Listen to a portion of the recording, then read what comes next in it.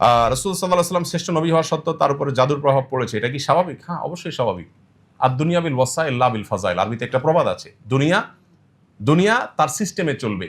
আপনি ওষুধ খাবেন ভালো হবেন, ওষুধ খাবেন না ভালো হবেন না।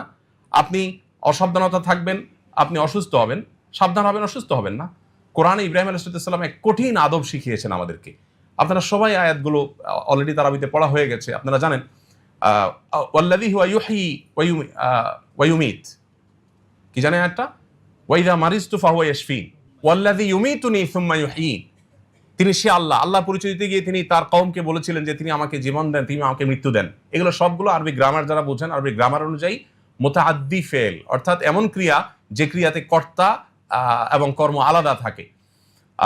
তিনজন ব্যক্তির প্রয়োজন হয়, তিনটা লাগে, কর্তা লাগে, কর্ম লাগে, যার পর কর্মটা পতিত হবে, তিনটা লাগে। এর পরের বাক্যটা বলছেন ওয়াল্লাযী ওয়াইদা মারিজতু ফাহুয়া ইয়াশফিন, আমি যখন অসুস্থ হই তিনি আমাকে সুস্থ করেন। অদ্ভুত এক জিনিস আসলে। ইব্রাহিম ইসলাম বলছেন যে আমি যখন অসুস্থ হই আল্লাহ তখন আমাকে সুস্থ করেন। হওয়াটা দরকার ছিল কি? বিশেষ করে আপনারা যেহেতু মেডিকেল স্টুডেন্ট আছেন, টিচাররা আছেন, ডাক্তাররা আছেন, আপনাদের জন্য একটা খুব গুরুত্বপূর্ণ, রোগীদের অন্তত কাউন্সিলিংয়ের জন্য আমার মনে হয় খুব গুরুত্বপূর্ণ। ইব্রাহিম ইসলাম বলছেন যে আমাকে তিনি জীবন দেন, আমাকে তিনি মৃত্যু দেন, আমাকে সবকিছু তিনি দেন, সব আল্লাহ করেন, এটা বললেন। রোগের বেলায় আসার পর বলছেন ওয়াইদা মারিজতু, আমি যখন অসুস্থ হই। কেন এটা বললেন? এখানেও তো আগের পরের শব্দগুলোর দাবি ছিল এভাবে বলা, ওয়াইদা ইউমরিজুনি ফাহুয়া ইউশফিন। আরবিতে এভাবে বলা উচিত ছিল, মানে আগেগুলোর মিলালে, যে আমাকে যখন আল্লাহ অসুস্থ করেন তিনি আবার সুস্থ করেন।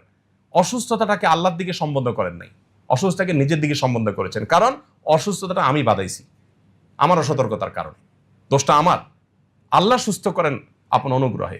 এখানে আল্লাহর সাথে যেমন শিষ্টাচারের ব্যাপার আছে, তেমনি ভাবে নিজের সাবধানতার ব্যাপার আছে। তো এই জন্য রাসূল আকরাম সাল্লাল্লাহু আলাইহি সাল্লাম বা আমাদের কাউকে যদি জাদু আপনার কোনোভাবে এফেক্ট করে, তো প্রথম কথা হলো যে দুনিয়াতে কোনো কারণে এই এফেক্ট হওয়াটা এটা নবুয়তের শানের কোনো খেলাফ না।